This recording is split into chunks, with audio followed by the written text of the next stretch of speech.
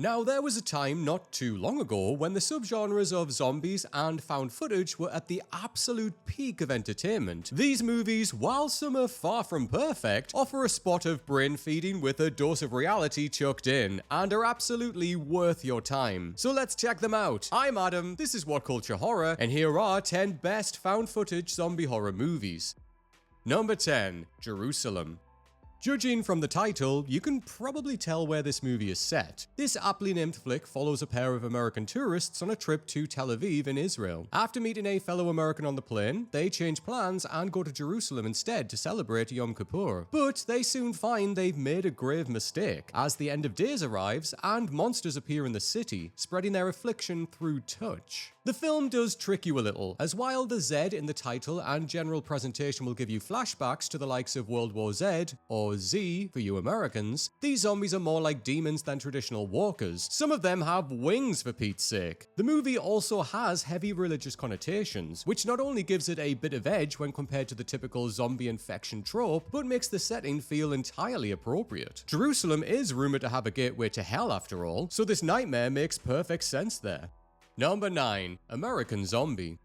Ah, America, the land of the free and the home of the zombie. Well, that's what this film would have you believe anyway. Mockumentaries are a delightful way to have fun with the docu-film genre. Rather than showing you scared youngsters running around with a video camera, you get to see a fully edited movie made to trick you into thinking it's reality. This zombie flick makes excellent use of that, with some stellar comedy and scathing satire. American Zombie follows a documentary film crew making a movie about a zombie subculture in Los Angeles. There, they learn about different types of zombies, who range from utterly mindless to almost entirely human. But their efforts soon become hostile as they discover some of the stereotypes about the undead are more accurate than they want to believe. Now, the allegory does get messy towards the end, as the flick reverts to being more of a traditional zombie movie, making the rest of the film's commentary on identity politics seem redundant. But still, that gives you the best of both worlds, as you can enjoy it both as an amusing satire and a violent scarefest with some funny moments and a shocking climax.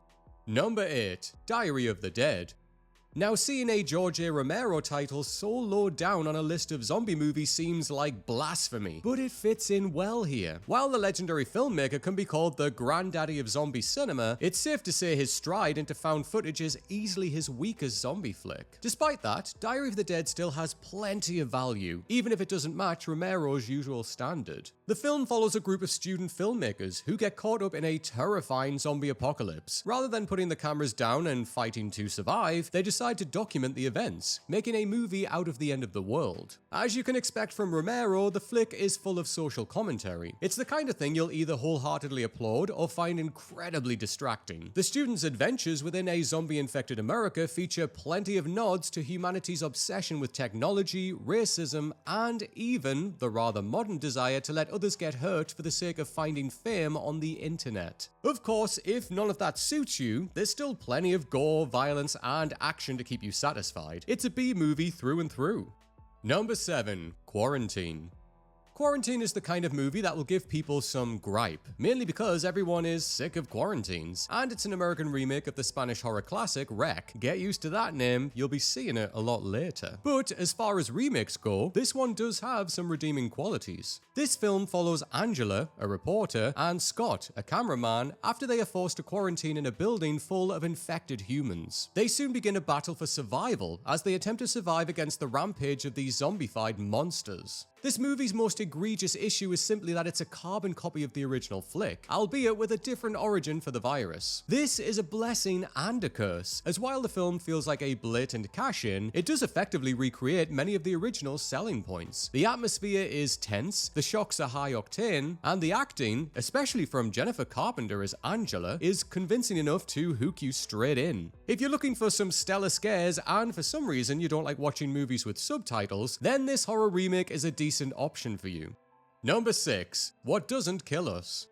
You can take pretty much everything discussed in the entry on American Zombie and apply it here, as this goofy mockumentary is another subversive look at the modern day through the lens of zombification. However, What Doesn't Kill Us easily succeeds at being funnier, more creative, and delivering a stronger message. That's why it sits a little bit higher. The movie is a faux documentary set in a world where a zombie apocalypse came close to destroying humanity, only for a cure to be found. Now that the zombies, or rather necrosapiens, can function again, they are reintroduced into everyday life. Sadly, if you thought the workforce was tough enough already, imagine doing it as a walking corpse. Like the film's tagline says, being dead was way easier. There's a brilliant sense of humor to this flick that will keep you giggling throughout the whole runtime. The novelty of seeing the undead trying to work in an office, play sports, or more is a delightfully goofy treat, and the likable characters and world building keep the ball rolling. The whole thing is a little disjointed, feeling more like a collection of amusing zombie shorts rather than a fully cohesive narrative, but you'll have a wonderful time if you simply accept it for what it is. Alright, now let me ask you this question. Take one of your favorite zombie horror movies and take one of your favorite found footage movies and merge them together. What would we get? Make sure you let us know down in the comments, and while you're there, you know the usual, give us a like and a subscribe, all of that good stuff. Alright, now back to the list. Number 5, REC 2. Making one good found footage zombie movie is hard enough on its own, so the fact that this series managed to come out with a sequel that also blew everybody's pants and socks off is quite an impressive feat. This is the kind of follow-up that should make the likes of The Descent and The Exorcist boil with jealousy. REC 2 takes place immediately after the first film and follows a group of soldiers tasked with protecting a scientist as he investigates the outbreak's origins. But it soon becomes clear that this doctor is holding some secrets. The movie does a great job of upping the ante from its predecessor without forgetting what made it such a smash hit. The atmosphere is claustrophobic, the action is intense, and the killer villains are as hair-raising as ever. But the movie also does a solid job of delving further into REC's final reveal. The first flick landed with a great stinger at the end, revealing that the outbreak, spoiler alert, was a result of demonic possession rather than a typical virus. This is something the sequel delves further into, giving it a progressive vibe and expanding the concept brilliantly. There were more sequels, REC 3 Genesis and REC 4 Apocalypse, but this was the last REC movie to do it right. Number 4, Savage Land. Some of the movies on this list will make you scream, and others will make you laugh. This one, however, will make you sick to your stomach, and not because of the blood and guts. 2015 Savage Land is a mockumentary zombie flick that explores a fictional massacre in a US-Mexico border town. The one survivor, a Mexican immigrant named Francisco Salazar, is accused of being responsible, despite photographic evidence painting a much more horrifying picture of what actually happened. It should come as no surprise from that description that the film is a grueling take on the xenophobia of the United States. It delivers a long hard look at the real-life terror of racism towards immigrants, and uses the zombie genre to pick apart some severe issues. Everyone is used to seeing zombies eat humans, but watching talking head interviews where people scrutinize a man as sympathetic as Salazar purely because of his nationality is way more painful than getting bitten by a zombie. Savage Land is a powerful watch, and it's also a movie that doesn't get as much attention as it deserves. You can check out the whole film for free on YouTube, so don't miss out on this uncomfortable but very worthwhile watch. Number 3, VHS 2.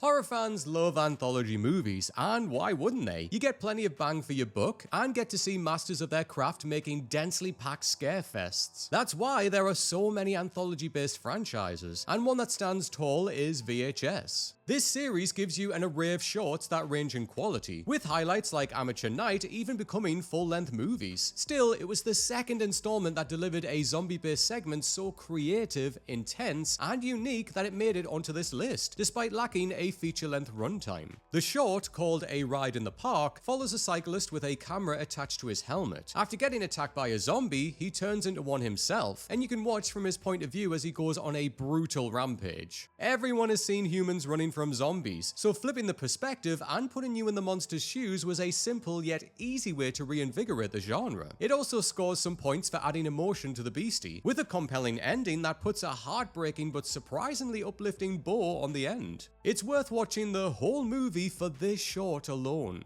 Number 2, One Cut of the Dead.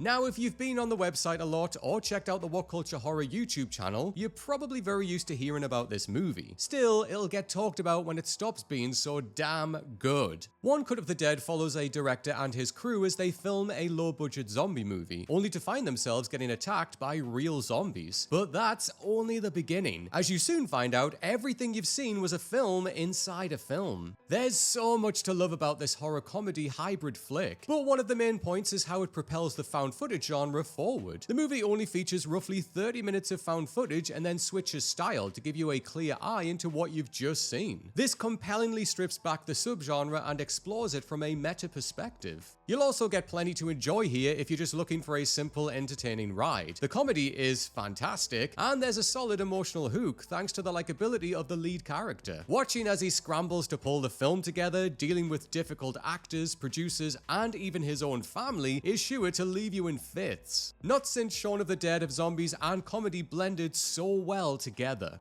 Number 1. REC. Alright, this is the hat trick for REC. If the remake, Quarantine, is good, and the sequel, REC 2, is great, then the original is phenomenal. It's easy to call it the best found footage zombie horror movie ever made, and it even stands as one of the best found footage flicks, period. REC is a Spanish language film that follows a reporter and her cameraman as they follow a crew of firemen into an apartment building. What starts as a typical shoot for their television show turns into a nightmare after a terrifying infection turns the residents into zombie-like creatures. Now, there's so much to praise about this movie, as it's a masterpiece in telling a story in this format. Thanks to the camera's limited vision, everything feels tight and claustrophobic, making even the dreaded overuse of shaky cam feel appropriate. It's also packed with huge scares that will haunt you well after the credits roll. This is especially true of the pants-wetting final moments. On top of that, you've got the horrifying monsters, the solid performances, the stellar sound design, and more. Overall, this movie makes zombies and found footage proud, proving that they can pair together like bacon and eggs, though you might want to avoid eating anything whilst watching this one.